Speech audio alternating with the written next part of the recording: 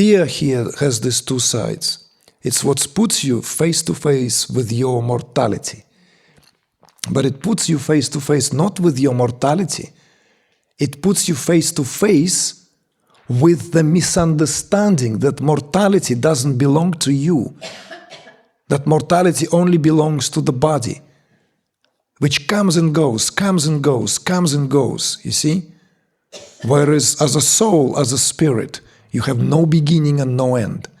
You are great sky, you see? In the language of native people, you know?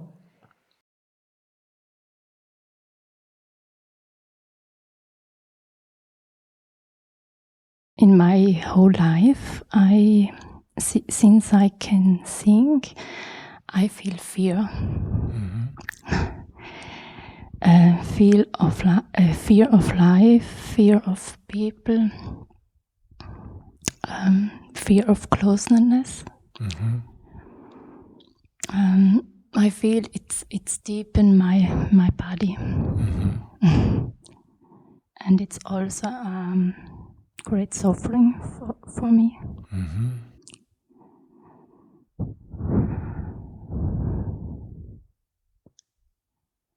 But there is also a longing. Sense of aloneness. Sense of longing. Longing. Longing. Okay. That's holds me in the life. A longing to get closer and to go home.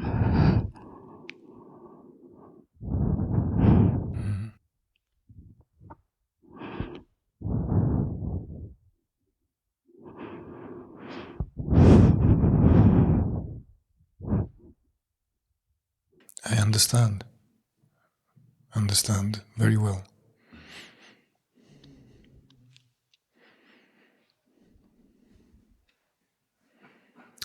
Before going into any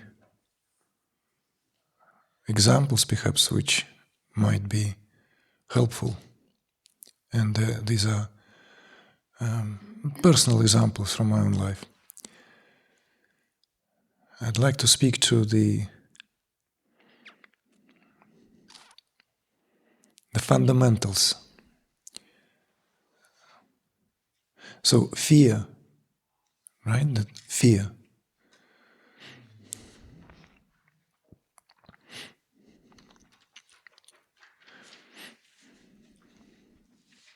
It's one of the powers of Shakti. So in other words, we can look at fear as very negative, unwanted, undesirable experience. Fear as an emotion that none of us like to experience. In small degrees, there is a thrill like excitement, right? Get that adrenaline going. That's why sometimes some of us, well, quite frankly, a lot of us, a lot of people, like Thriller, Michael Jackson, right? Remember? Thriller, dun, dun, dun, dun, dun, dun, dun, dun, right? Because it's lovely, even though they're like, whatever, dark, night, vampires. In some small dosages, makes us more alive. We therefore like to occasionally watch movies that are scary. It's a genre, right? Horror is a genre. Horror in a movie is a genre that is nice on Friday night with popcorn, getting cozy, turning off the lights in front of TV. Horror in life? Nobody wants that. Where am I getting here? First, we speak to the fundamentals. First, I want to impress you with the understanding that every emotion is an impediment and every emotion is a doorway. at once. Every single emotion. Emotion can be a trap, emotion can be a portal to walk through. Fear is a very powerful emotion. Very powerful one. It's a particular expression. It is not for no reason that so many archetypal deities in the iconographical representation outside of, let's say, Abrahamic traditions, in the Orient have a wrathful look, right? Wrathful look. And no church has a wrathful looking Madonna, unless I am mistaken, right?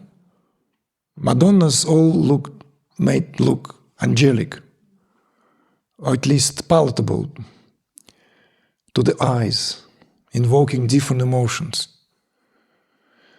In the Orient, alongside deities, alongside divinities that look this way, that way, lovable, playful, there is this wrathful look. Wrathful. Buddhist iconography, the Tantric Buddhism, the iconography of Hindu, the Tantric iconography, the iconography of these very well-known deities, Durga, Kali, Chinnamasta, right? Why do they have that appearance?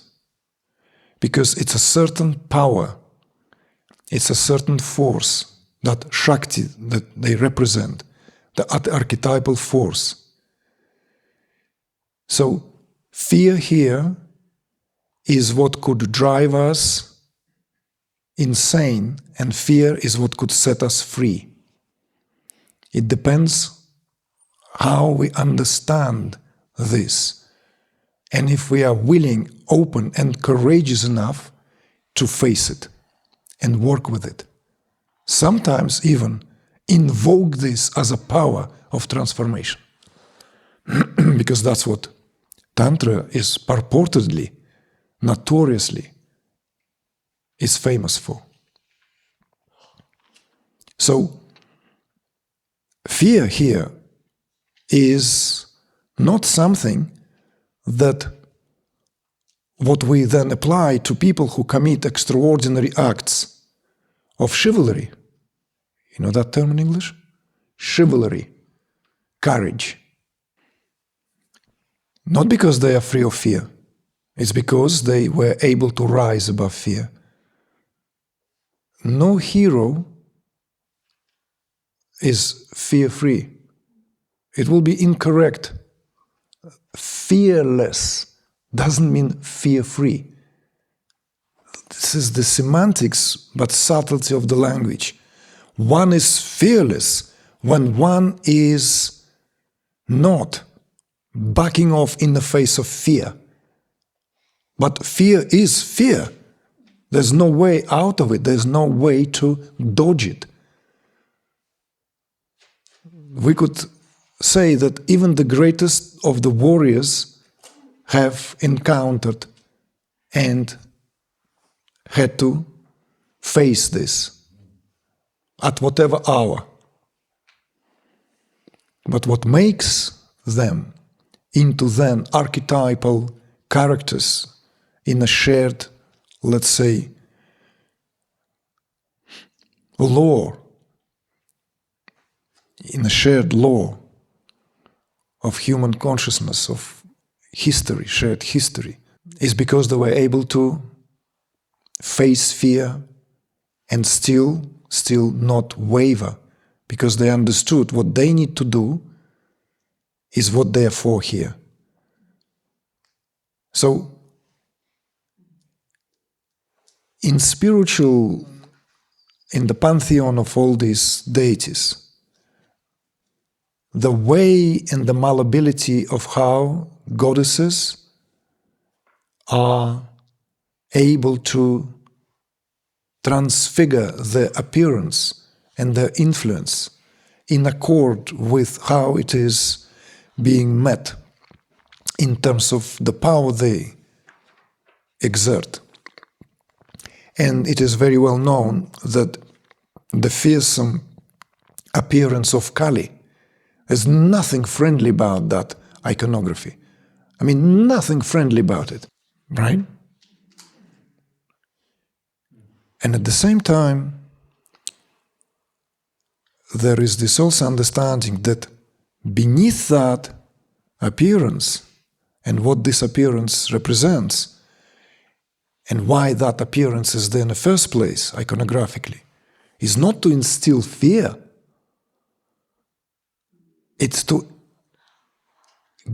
give direct experience of awe so that it can arrest us in our tracks. It can stop us in that following the pendulum of following this trajectory of tried and tested. It has that meant to have that jolting experience. It meant to have and serve culturally this particular archetypal forces of creative intelligence that the goddesses represent that do not have pleasing, pleasant appearance, are carried culturally together in a particular, let's say, society like India, East, in its like overall. But soon, as that what the archetypal force in this particular appearance is achieves, as it were, its purpose, soon as one sees what this deity communicates through the wrathful form, the benevolent aspect, the benevolent face, the benevolent side of the goddess immediately metamorphs itself into a loving mother. At least that is so when it comes to Kali. Therefore, she is spoken of as the great mother, the great Ma, Kali Ma.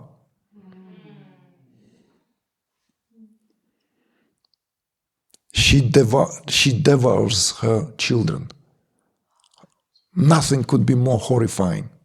That's iconographically what she is. She's carrying the garland made out of skulls, not roses, not beads, no chrysanthemums. No. Garland of skulls, human skulls. And her appearance is wrathful, with her tongue, red tan, against her black body protruding outward. See? There's nothing pleasing about that side. And it is known that she consumes her own children. What it means, of course, in every possible way, is that what she does, that act in itself, represents the act of metamorphosis. Because she shows what is real. She breaks that chain of monotony, of life as usual, business as usual. So culture as ancient as India has this there as an understanding, because if that side is not covered, then we are pussyfooting through life, kidding ourselves, lying to ourselves, and pretending and wanting, and therefore we're never ready. So this is the side of fear. So fear is Shakti herself. Conquering fear, facing off fear, has the tremendous capacity of opening our eyes, internal eyes that is, to what is real. Hence, already accompanied by longing here. You see? So we've covered this now, let's say, we've addressed that. On a psychological level, all fear, ultimately speaking, is traceable to the fear of limited existence. In other words, fear of ceasing to be, death. That's what it is. All fears, this little fear, that medium-sized fear, that big fear, one way or another, it's traceable to the fact that we assume somehow and begin to believe that we are temporal beings. And that goes, of course, hand in hand with what we've discussed earlier, because the identity here is completely with the temporal experience of being human. Because the identity with the body-mind conglomerate. So, of course, one will be filled with fear for oneself and for others, for nearest and dearest, because one would lose the dearest, the most dear. So therefore, some of these non-dual scriptures, these unapologetic, monistic scriptures, bring a staggering reminder. Like when Arjuna in the Bhagavad Gita, right? You familiar with that scripture? Well, just follow what I'm saying then. And so in that Hindu scripture, that Vedic scripture, it's Vedic and Vedantic as well, because it goes through all forms of yoga. Bhagavad Gita is comprised of, basically it's a part of the greater book, or greater epic, Mahabharata. It's a very slim part which focuses on a war between cousins. Okay? Two clans, they grow up together, but life, one way or another, somehow, put them against each other, and dispute, disagreement, whatever else we may say there, leads to such, let's say, cathartic moment that they are facing each other in a battlefield. They're amazing the army on both sides, ready to die and ready to kill. And in that unfoldment of the Bhagavad Gita, this is the essence of non-dual teaching is propagated, which is exemplified in the dialogue of Lord Krishna and at the time his friend, greatest archer of his time, Arjuna. When Arjuna looks at the battlefield, he feels that he doesn't want to go into the bloody battle because he recognizes the terrible outcome of that. He would have to kill many people whom he recognizes on the opposite side. So he's experiencing this emotional discontent. He's experiencing this tremendous dilemma. This is all expounded in the first chapter of the Bhagavad Gita, for that reason called Arjuna Vishada Yoga, means the despondency of Arjuna. You know that term, despondency. So in these early verses, in the verses of the unfolding of the Bhagavad Gita, Arjuna gives all the reasons against the fight, against the war, against the battle. And he's a great warrior. He's taught, honed, trained to kill without blinking. He's a mighty warrior. So he sits down, puts his bow down, and he says, I will not fight. And at that very moment, the teaching begins. In response to that, what prior to that was frankly a monologue, because Arjuna speaks all this, reservations, hesitations, compassion-driven, understanding-driven, rooted in a dilemma between the mind and the heart. In the mind, he understands his duty as a kshatriya warrior to fight. And his duty runs in direct conflict with his sense, what the heart tells him, that is not good to kill. What's the point? Why? What's the glory? And he gives all these reasons. It's reasoned. It's not just empty words. Krishna, of course, listens to all that. And Krishna is the Lord. Krishna is the embodiment of Absolute. So the teaching unfolds from there. So the first thing when Krishna says to Arjuna, he slightly belittles him and calling to that part in him which is his duty as a warrior. And to reassure him, he says, you lament for those for whom there is no lament. All these beings already slain, all of them already dead.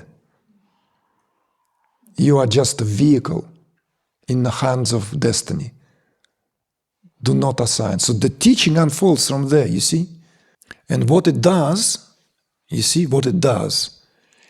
It reinstalls the understanding that there is greater reality than the reality one perceives, understands through the mind, or even feels through the heart. Going back to the origins of all fear, fear is rooted in misunderstanding, nothing else. Fear is rooted in superimposition. And us, somehow, one way or another, being convinced, even if we don't talk about it to ourselves or friends, even if we don't think about it on a daily basis, but it is ingrained there, deep in the subconscious, that there is this inherent sense, somehow, right, of incompleteness of myself, exemplified by sense of mortality. This is why fear is a power, when one facing it, that one can, as it were, through the fear, see what is, in fact, taking place as opposed to what appears. And that, where that transformative potential lays. Because, one way or another, we are all programmed, as simple as that, programmed to think of ourselves as limited beings. And that program, of course, in some cases begins to backfire because that fear, which is legitimate, right? It's legitimate. We can speak about it as legitimate fear in a sense that all of us want to live and prolong this life, and it's natural. You understand that, right? But the psychological discontent that that brings is not desirable and unnatural. In other words, the one who risks one life, let's say by virtue of their jobs, by virtue of their whatever occupations, by virtue of their characters, some people go and risk their lives even if they don't have to. You see, this aspect here, this fear of one's mortality and the desire to preserve one's life force so as to continue living is, we call it legitimate and natural, because that's that part in us that instinctually instructs us. But if that projects onto the psychological setup, it begins to deeply mess around with our lives. You see? So this is why it is important in any given culture to have a healthy contemplation on the theme of death. You see? And we are throughout history, some parts of the world, death is an everyday affair, like daily affair. It's so common that when people almost become numb, desensitized, that they experience death around them all the time. In pockets and large, perhaps, pockets of society where we happen to be, well, Second World War was quite a distant past here in Europe. And the Third World War apparently happening some in the theater somewhere in Ukraine and Middle East, still quite safe from our homes, right? So the psychology of fear based on feeling, because it's also feeling and thinking that we are mortal needs to be readjusted so that we understand, even if we don't experience that directly yet, that we are indeed immortal spirit, that we are eternal. And whoever brings that reminder, we need to listen attentively. We need to reroute our understanding. You see?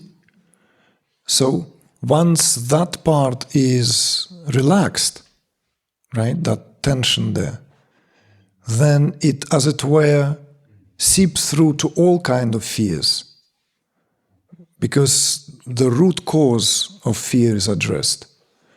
But I'd say to that, which is even more subtle and therefore more important, it's not that the death that we fear. None of us want to go through pain. That's natural as well. That's how we are programmed. It's not the death itself. And of course, it's, as a psychological construct, it's everything. It's our relationships, connections, the way we are, as it were, in the world. But what really causes deepest discontent is somehow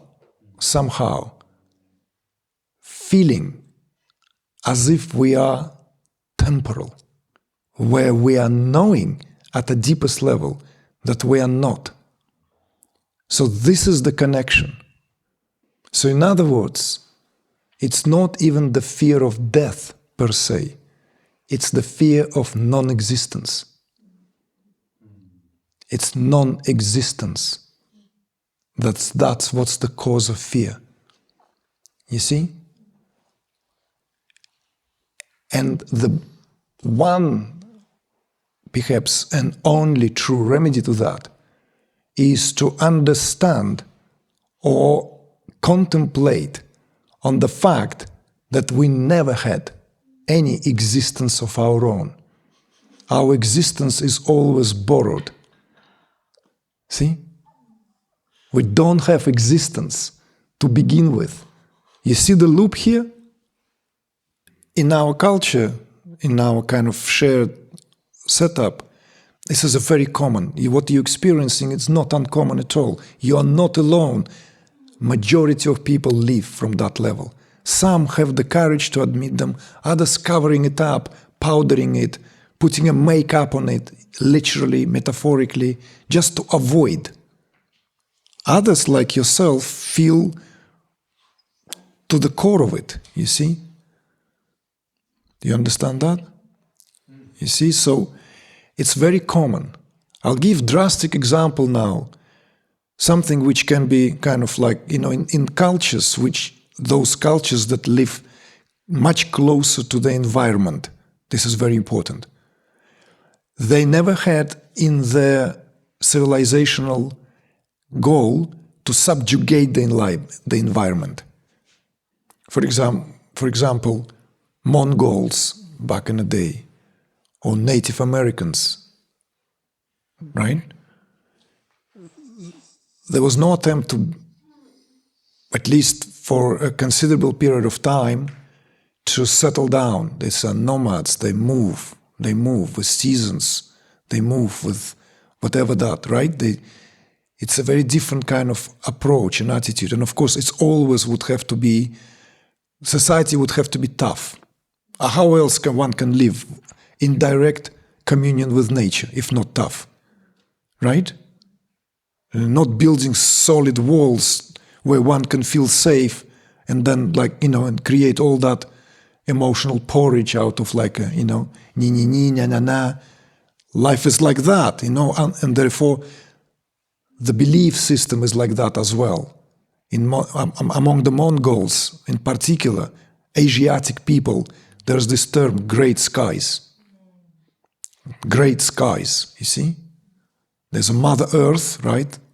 The great Earth, where everyone returns anyway, in terms of one's sudden appearance here. but it's all under the sheltering skies. Similar, very similar among the native people of America. They share a lot, there's a lot in common in that understanding. Their attitude to death is unapologetically, this is what startled Europeans. That's why they were considered barbarians. That's why they were considered inhumane. You see? So of course, that element of continued challenge in the face of elements, environment, hostile, this, that, is there, makes people tougher, but also their understanding is much closer to the reality of the situation, where we prefer to cozy into a much more safer territory only to create a host of various psychological disbalances. And when someone dies, yes, there is wailing, but there is immediate understanding they're back into the great sky. You see? Body goes back to dust, ashes to ashes. But what makes man a man, or woman a woman, is not that. It's the eternal spirit. And people are rooted in that understanding. They suckle it with the milk of the mother. They're rooted in that understanding. You see? So they don't really bet on life, like extending life for whatever reason, so as to enjoy it. It's like they wouldn't understand that. They wouldn't understand that. They don't have cortexes there to understand that whole concept that, for example, we are trying to find how to prolong life into a very deep age, this and that, how to do this, and creating this, effectively speaking, a bizarre society, right? Where like someone who tries to find some kind of way when the aging process is arrested, contrary to that, reversed into what? Benjamin Button story? Like there's this Brad Pitt's great role. This is where it gets real subtle. Because they are always rooted in the great skies already. You see? So death is never seen as something tragic. It's seen as a natural occurrence. And this would, in a way, makes it so much easier. But in a civilizational setup where that different approach is taken, then a much more elaborate approach would need to be taken to bring that reminder back to people. Bring that reminder. Keep that reminder going. So fear here has these two sides. It's what puts you face to face with your mortality. But it puts you face to face not with your mortality. It puts you face to face with the misunderstanding that mortality doesn't belong to you. That mortality only belongs to the body, which comes and goes, you see? Whereas as a soul, as a spirit, you have no beginning and no end. You are great sky, you see? In the language of native people, In Native Americans, they don't even have all that waste of time of brutal, you see? This is what's scared, like all this,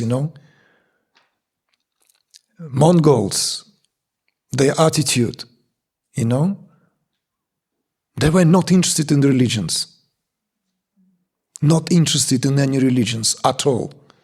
Sometimes they will tolerate if people were willing to, let's say, succumb.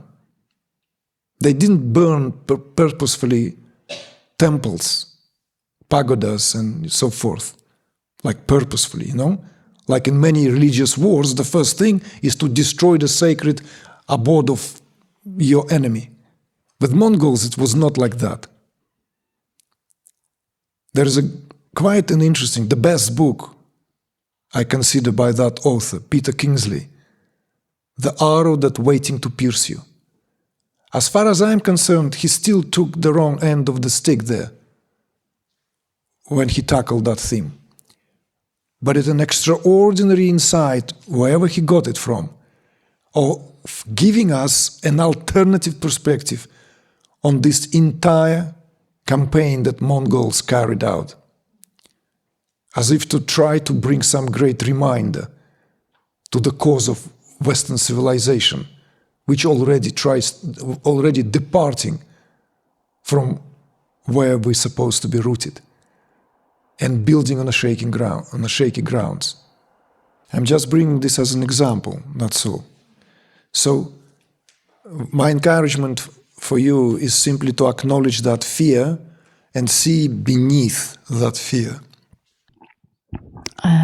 Perhaps it's a important situation.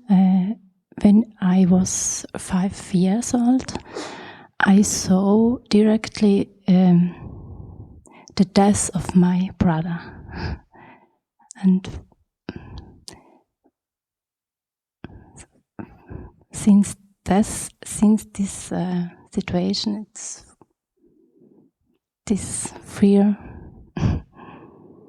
Well, you see, yes, of course, this is traumatic experience, by all accounts. A traumatic experience that you undergone through, right? So, how many years ago that was, right? 50 years ago, right?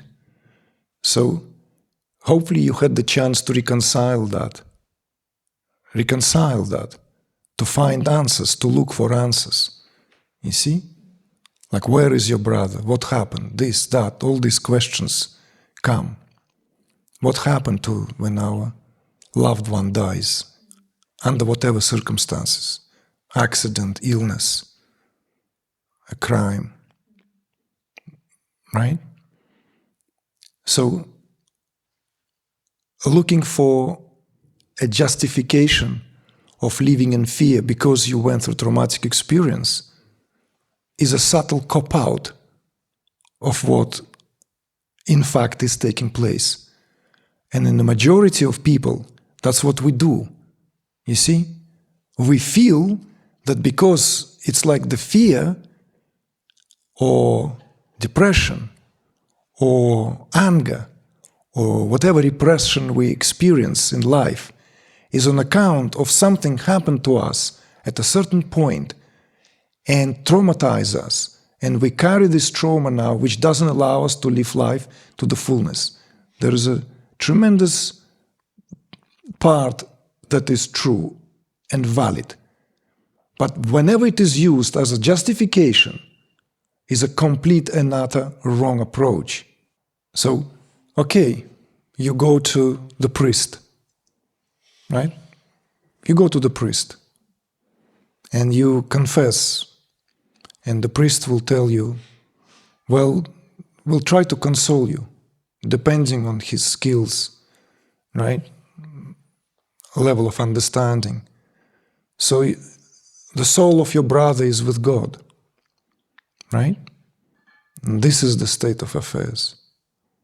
So in other words, it's not gone anywhere, right? It was here in the world, but it is still there. Just as it was in the world, it's not in the world, but the soul is there, cannot die. It's with God. At least that kind of religious perspective. It's now with God.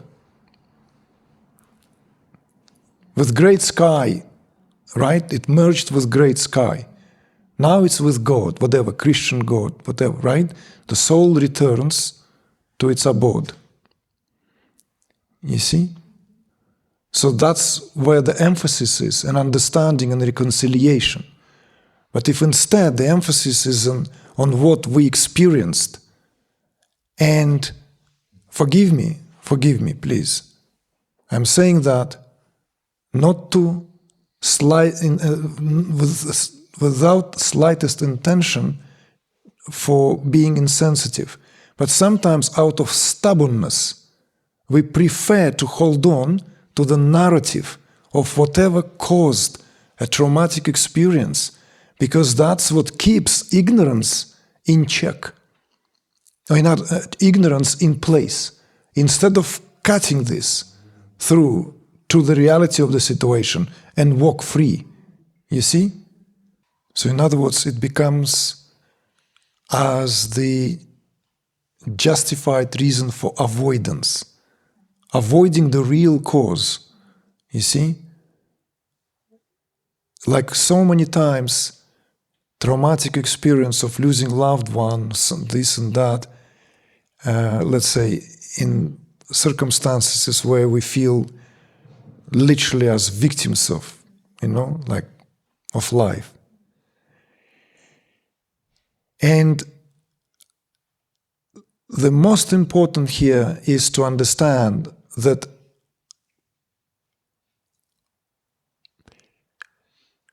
there is a reason, even if it refuses to be acknowledged as such, why we had to go through that experience. It's not just some kind of randomness here. And that's where the acceptance comes, this true acceptance. So, having this as a leitmotif of living life in fear, you see, almost becomes a betrayal of what that was in the first place, you see, as an experience which is supposed to set you off on the evolutionary path, to set you free. Because this dramatic experience, of course you were a child, of course you could not process it, but you lived life, you grew up, I don't know how old you were at the time, right? You certainly must have looked for answers, must have looked for ways to reconcile that. So just my encouragement for you to simply look straight into the face of that fear. See it through onto the other side so that it sets you free.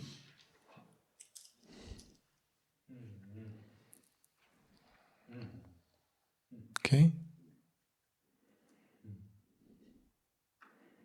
And of course, that's what true transformation of consciousness, true self-realization is, because it frees us from these fears, because we become rerouted in our reality, and our reality is eternal.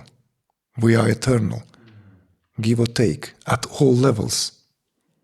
This what made out of elements is borrowed, assembled, just as that example the other day with this water, we never will go anywhere. Indestructible. All the elements out of which this body is made will beautifully decompose, go back, and join with other elements. You see, they will be finally freed. In mythological sense, death of the body represents an interesting phenomena, interesting event.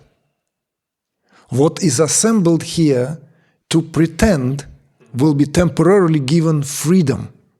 You see, the eternal ones, the immortals, will depart through respective channels. All the immortals, here, here, here, here. You see? Right? The senses, they are immortals. Yeah. So there is no death on two accounts. There is no death because the spirit is eternal. And there is no death because Prakriti is eternal. So death is complete epiphenomenon. You see? That's what every warrior learns. So they have healthy disregard for life. Disregard. You see? Death is welcomed. Welcomed. Warrior dies in a battle, goes straight to heaven. See? It's a very powerful way of understanding this. You see? So, of course, you're a lovely lady, right?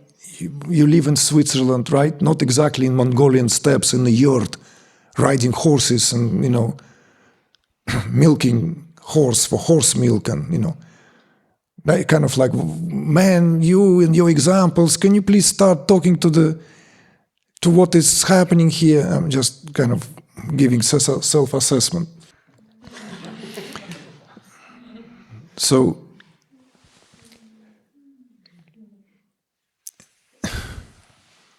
no, in my understanding, we still all ride. In my understanding, we still ride. You see?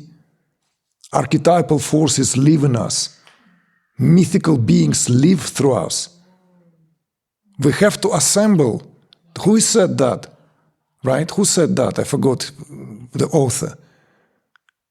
If one did not manage to create, right, and embody few archetypes, life's not worth living.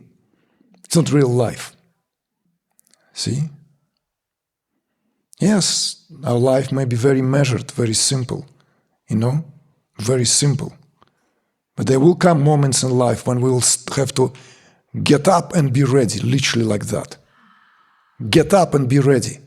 And we don't know when that hour may come. We cannot be sluggish. You see? When will we be called? Called to duty. That call to duty may be next to the friend, next to the loved one, to show them the way, to show them by example. Some of us will be asked to stand up for what we believe. Doesn't matter where we are then. Switzerland or Mayfair in London or what have you. So this is why maybe I was born a bit closer there, and I hope life in megapolises didn't make me too soft. Because to me, I'm still riding. You want to ride? Okay, let's ride. And we'll camp. Okay? Next immersion. Fringes of Sahara. Okay? When you're ready, then we'll go to Karakum, my homeland, Black Desert. Okay? Take it with a pinch of salt. Okay, dear. Fear not. Fear not. Abhya Mudra. Yeah? That's how Buddha stands. Or sits, right? He sits, stands and like that. That open palm of the hand, Abhya Mudra. Fear not. See? Fear not. See? Many Madonnas in early in medieval times, they stand like that, Later on, they start making them like that. No, the palm is open. All of them are here, archetypally represents that iconography of Abhya Mudra. See? Not baptizing. No, it's fear not. Open palm of the hand.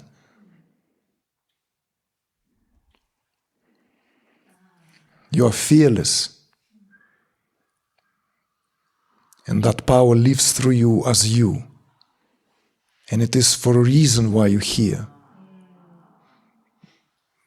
Why you went through this and this experience. Exactly.